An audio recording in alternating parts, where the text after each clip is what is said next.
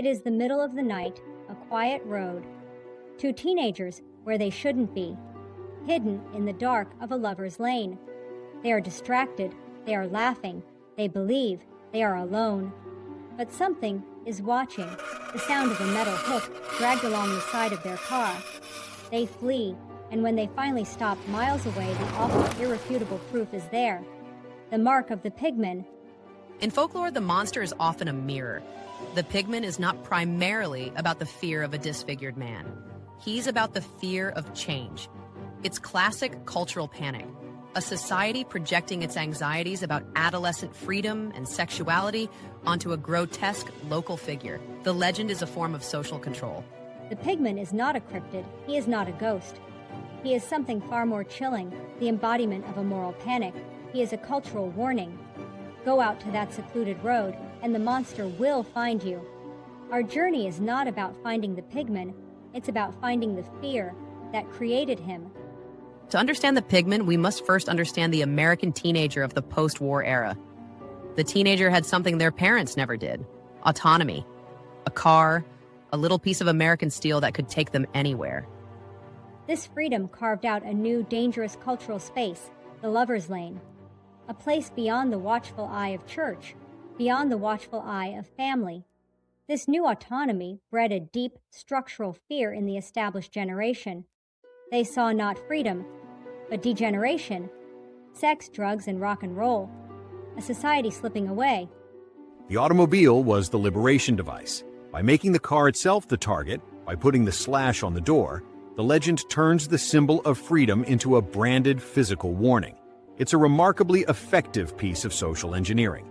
The problem was real. The social fear was tangible. But how do you control a restless generation with 4 wheels and a full tank of gas? You don't use a police officer, you use myth. You turn the fear of sex and rebellion into the fear of a grotesque creature. The Pigman is the punishment made flesh.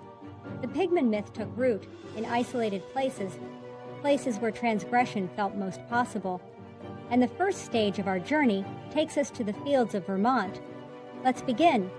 In Northfield, Vermont, the monster isn't just in the shadows, he has a home, the caves of the Devil's Washbowl. The legend here is a tragedy, centered on the disappearance of a 17-year-old named Sam Harris in 1951, vanished on Picket Night, a local name for Halloween mischief.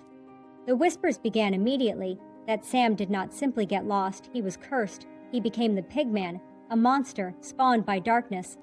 The locals say Sam was cursed, and that his soul was claimed by the devil. It began with the slaughter and consumption of raw pig entrails, then hollowing out the pig's head to wear as a mask, a final, grotesque embrace of the swine. The true horror is the aftermath. Sam's mother, Linda Harris, refused to believe her son was gone.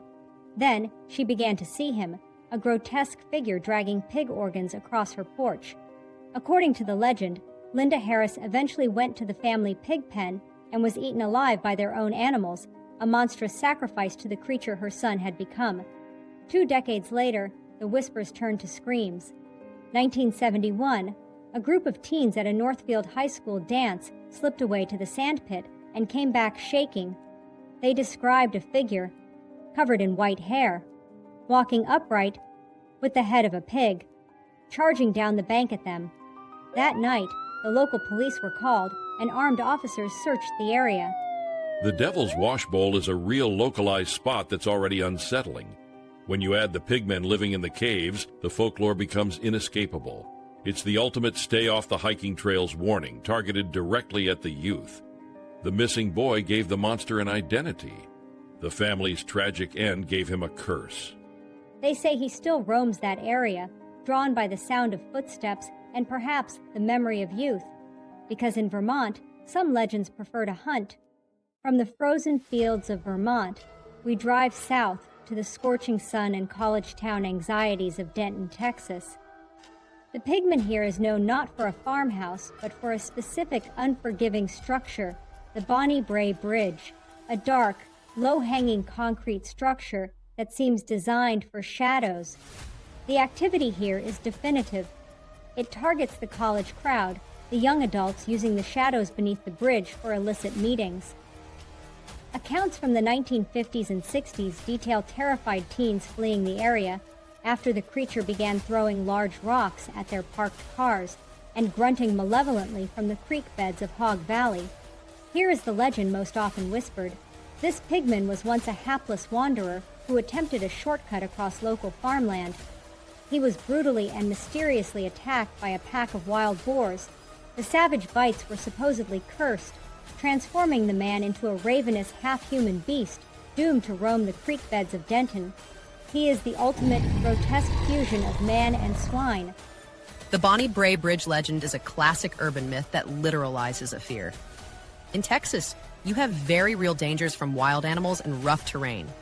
The Pigman of Bonnie Brae is the physical manifestation of that untamed wilderness, protecting the old agricultural world from modern intrusions. He is the physical consequence of ignoring the shadows. And as students sneak out under the moon, they feel the fear of the consequences of their actions. Because in Denton, you learn quickly, some curses cannot be outrun. The creature's origins are not always supernatural. Our next stop is the Deep South and the humid, sprawling woodlands of Meeman-Shelby Forest State Park near Millington, Tennessee. This Pigman is a monster of the machine age. The local legend ties him to a World War II munitions plant where a catastrophic explosion in the smokestacks horribly disfigured one of the workers. Shunned by society because his injuries left his face looking like a pig's snout, the man retreated into the unforgiving depths of the Shelby Forest. There, he built a lair beneath a small bridge on Shakerag Road. Today, this spot is a rite of passage for local teenagers. The legend says if you park your car at the bridge on a dark night, turn off your lights, and flash them 3 times, the Pigman will appear to drag the unlucky from their vehicles. This version of the legend is a reflection of industrial-era anxiety. It's the fear of the invisible man, the outcast created by the very system that failed him. The creature is no longer a cryptid or a ghost. He is a permanent, bitter shadow of society's cruelty. Because in Tennessee, the Pigman isn't a cursed teen. He is the unquiet monument to a life destroyed by a flash of fire, still hunting for company in the darkest stretch of the road. The Pigman is not just an American horror. Our final chapter takes us across the Atlantic to the heart of the United Kingdom and the ancient brooding woodlands of Cannock Chase. This is a place of deep, old shadow, an officially recognized area of outstanding natural beauty that carries a truly monstrous history. Here, the Pigman is not a forgotten urban myth, but a source of persistent, genuine dread. The myth begins with the land itself. Cannock Chase was the infamous hunting ground of the Cannock Chase murderer in the 1960s. The dense woods sheltered unimaginable human evil, leaving a scar on the national psyche that remains today. But the Pigman sightings are much older. They are a true regional cryptid, a creature described by witnesses as a tall, naked, pale figure with a definite snout and a terrifying squealing roar. He hunts the remote, twisting dirt tracks of the chase. Witnesses claim the Pigman lurks around the old German military cemetery near the area known as the Katyn Memorial, only appearing in the deepest night. He runs with unnatural speed, often chasing cars down the narrow lanes, attempting to force them off the road. The difference here is the cultural context. This isn't a simple teen scare. It's a modern monster rooted in documented tragedy. The Pigman of Cannock Chase is the embodiment of the land's trauma, the perfect evil to haunt a place already stained by violence. The true fear in Cannock Chase is that the Pigman is less a beast and more a guard, a feral sentinel protecting the dark, unmapped places where terrible secrets have been buried, waiting for his next victim to stray from the path.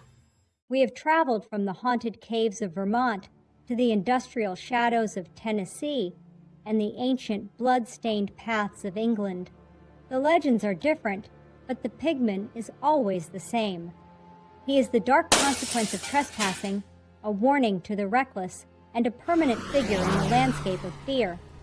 The incredible persistence of the Pigman legend suggests that our anxieties about ourselves haven't changed much in 70 years.